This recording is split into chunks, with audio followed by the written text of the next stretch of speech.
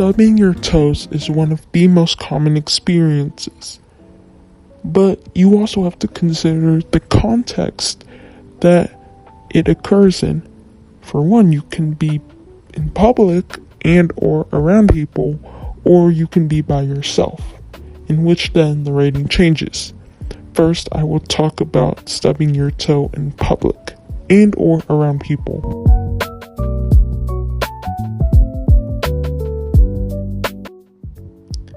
In public, it is a 6 out of 10 or Even though it hurts, it goes away after about 30 seconds, depending on the impact, which depends on the speed of the toe hitting the object and the hardness of the object and other factors. Also, as long as you mask the pain you are feeling and don't let anyone see you stubbing your toe / hurt yourself, you'll be fine, so it's tolerable. However, injuring yourself in public is a little bit humiliating, so take that into account with your rating.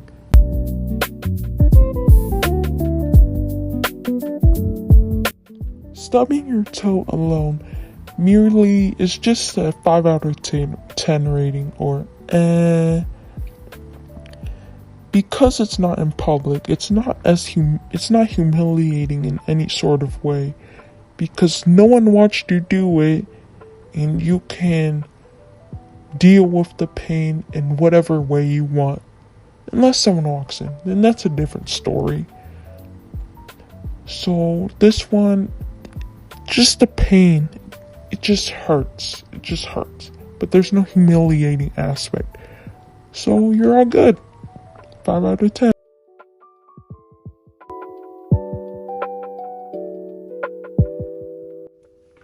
This rating is an 8 out of 10. I am going to dig a deep hole and crawl into it. Why? Because come on guys, not one pity laugh. It's so humiliating because now people think you're weird and unfunny now. Not just weird. Now every time you say something and or make a joke, you're craving their validation of responding positively to your comment / joke, even more to make up for the failure of your previous comment / joke. You're now more unsure if they're going to respond positively, so you become more reserved, quiet, and less outgoing. You contribute less to conversations, or don't even contribute at all anymore.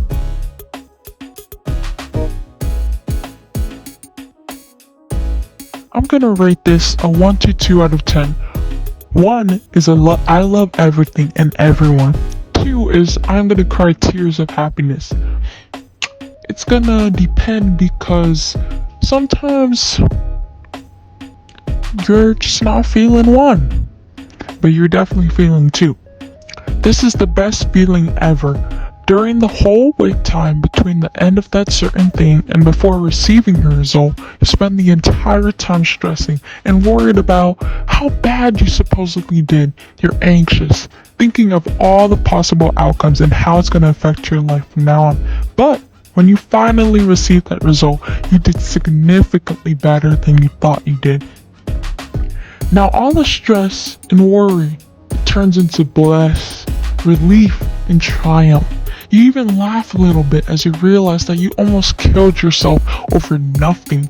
There's also a huge possibility you change your life for the better as you have equipped a better mindset, one in which you don't try to kill yourself over every single little thing that didn't go your way. This situation has 3 different specific scenarios because overall it's a little bit too general. The first one, the most general one, is you forgot someone's name. That's it. The more specific one is you forgot someone's name, but they know yours, and you have to keep referring to them in general terms as a result. The very specific one is you forget their name, but they know yours, and you have to keep referring to them in general terms. You feel bad, so you guess either right or wrong. The rating will be 5 out of 10 or The reasoning is you can just keep referring to them in very general terms like, hey, you, or girl, it's so nice to finally see you again. Or you can try and indirectly ask them for their name, like getting their phone number, Instagram, Snap, or any other kind of communication method. For example, you can say, I haven't seen you in forever, and I never ever got your Snap/Instagram. Can I have your Snapchat/Instagram or her phone number so I can talk to you? I love talking with you. They will say, sure, it's blah, blah, blah, blah, blah. If you still don't know their name after getting their preferred communication method, you could just ask how to spell their name. However, it could still be really awkward if it reaches a point in the conversation where you have to guess their real name, and then you were able to reach the aforementioned method to get their actual name. Like, for example, you can be introducing them to your own friend at the beginning of the conversation, but now you're even more screwed because you really are obligated to know their name now. Example can be, you. Hey man, it's been really great to see you. This is Addison, my friend from college. And then you're saying, Addison, me. And then in your mind, you're going to be panicking because you don't know what their name is. You don't know what to say. In this case, you have to try and cause a distraction somehow, like pointing out a cute dog. Also, there is a possibility they forgot your name as well and are playing it off just like you, so don't feel too bad. So maybe you're not even important to them, like how this person is apparently not important to you. However, it's not that big of a deal because everyone forgets stuff. It's only a bit awkward if you make it awkward. And then it's also only a big deal if you've known this person a long time and hang out with them a lot, but you don't even know their name, which shows you don't care to even remember their name, much less their grandmother's marriage story. Or you just may have a medical condition that affects you from remembering stuff like Alzheimer's or something. The rating all really depends on how you are with remembering things, your relationship with this person, and how well you handle this type of situation. But the 5 out of 10 is just my general rating. So it really depends. For the first one, 5 out of 10 general terms. Second one, 7 out of 10. You really have to guess the real name. The 7 out of 10, by the way, is I want to disappear.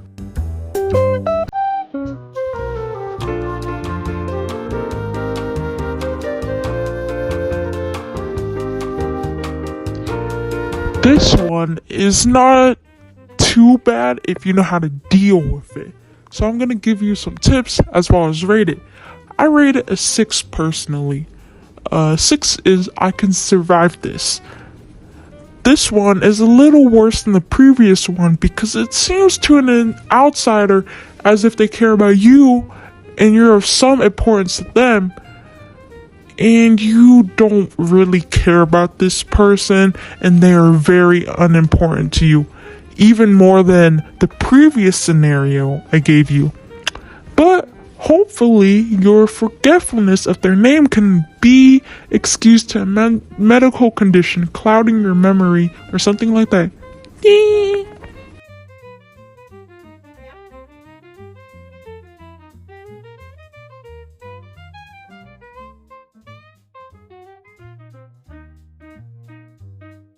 In this example, your name is Bella. There's this Kaylee. They keep including your name in their sentences, but you don't even know their name. So in this case, you feel bad, and you guess right. Woohoo! This rating is 1 to 2 out of 10. 1 is, oh, I love everyone and everything. 2 is, I am going to cry tears of happiness. Why? Well, this is something you can brag about.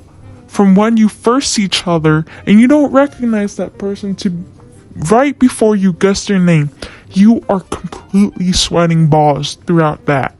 You open your mouth, hoping that anyone or anything can somehow delay or completely prevent your guessing. If none of that happens, you at least hope you guess right. You start with the first letter, K, and keep going. You can't stop now. You're in too deep. You finish with the rest of the word, Ailey.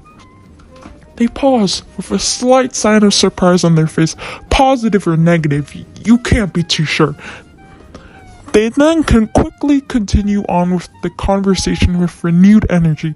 This renewed energy ascertains that you guessed their name right, and that surprise was positive. Yippee!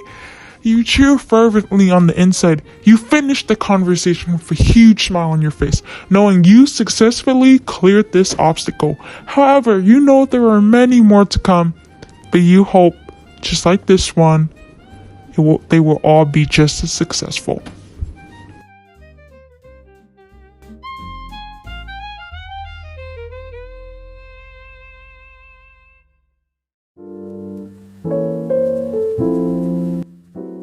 The rating is 9 out of 10. I am killing everyone who witnessed this. Why?